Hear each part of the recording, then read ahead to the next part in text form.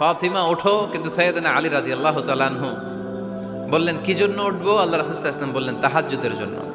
আলী রাদিয়াল্লাহু তাআলা আনহু একটু কৌশল করে বললেন, আমাদের রুহু তো আল্লাহর হাতে। রুহু কার হাতে? আল্লাহ যখন রুহু ফিরাই দিবে তখন ঠিকই উঠবো, পড়বো তাহাজ্জুদের নামাজ, পড়বো রুহুটা ফিরে আসুক, পড়বো। একটু কৌশল করলেন।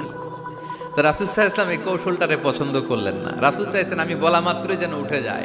রাসূল সাল্লাল্লাহু আলাইহি ওয়াসাল্লাম তখনও রেগে গেলেন। বুখারীর বর্ণনা, তিনি ফিরে আসতেছিলেন আর রাগে নিজের রানের মধ্যে চাপড়াচ্ছিলেন এরকম, ওয়াকানাল ইনসানু আকসারা শাইইন জাদালা। আরে মানুষ কত ঝগড়া করতে জানে, আরে মানুষ কত তর্ক করতে জানে, মানুষ যে কত ঝগড়া করে, মানুষ যে কত তর্ক করে, নিজের উপর নিজে ঝাল মেটাচ্ছিলেন রানের মধ্যে চাপড়াতে চাপড়াতে। সুবহানাল্লাহ পড়েন। আক্রমণ করলে রাখতেন না, ওটের নারী ভুড়ি চাপিয়ে দিলে রাখতেন না, কিন্তু ধর্মীয় বিধান লঙ্ঘিত হলে বিশ্বনবী রেগে যেতেন। চিল্লা এখন সুবহানাল্লাহ।